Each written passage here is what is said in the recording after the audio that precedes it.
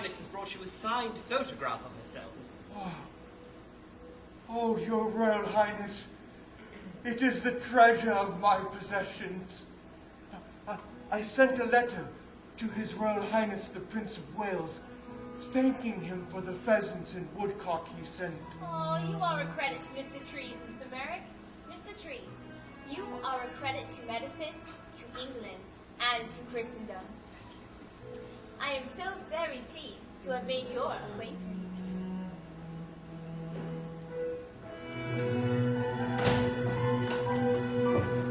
Good news, John. Bertie says I may use the royal box whenever I like. Mrs. Keppel says it gives a unique perspective. And for Christmas, ivory-handled razors and toothbrush. And a cigarette case, my boy, full of cigarettes. Thank you so very much. Look, Freddie, the model of St. Philip's. It is remarkable, I know. And I did it all with one hand. You are an artist, John Merrick, an artist. I did not begin to build it at first. Not until I saw what St. Philip's really was. It is not a building of stone and steel and glass, but an imitation of grace, flying up and up from the mud. So you see, I make my imitation of an imitation.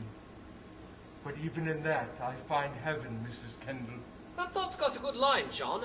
Plato believed this was all just a world of illusion, and artists made illusions of heaven. So we're all just copies of originals? That's it. Who made the copies? Well, God, the demiurge. Well, he probably should have used both hands, shouldn't he have? Till tomorrow, John. Thank you. Why all those toilet articles? Tell me, he's much too deformed to use any of them. Why, props, of course.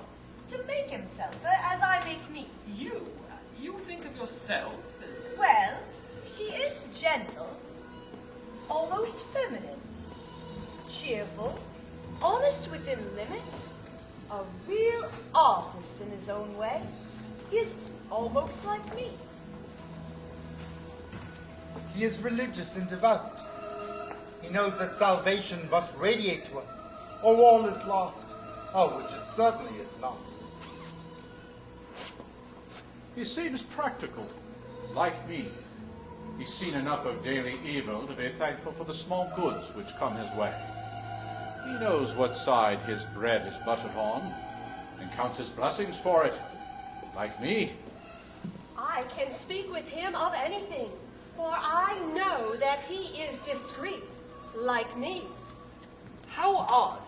I find him curious, compassionate, concerned about the world. Well, rather like myself. Freddie Trees, 1889 AD. Of course, he is rather odd.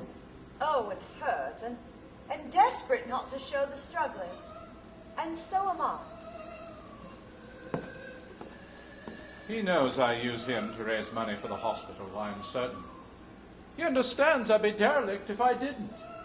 He's wary of any promise, yet fits in well, like me. As a young seminarist, I had many of the same doubts, struggled as he does, yet with hope that they may be overcome.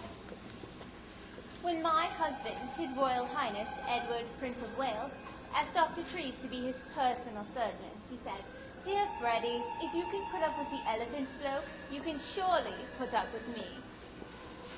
See him out of fashion, Freddie, the same as he sees me. Social contact's critical. Oh, about the bloody papers, all lies. Merrick visibly worse than 86 to 87. But as he rises higher in the consolations of society, he becomes visibly more grotesque as proof definitive. He is like me, like his condition, which I make no sense of. I make no sense of mine.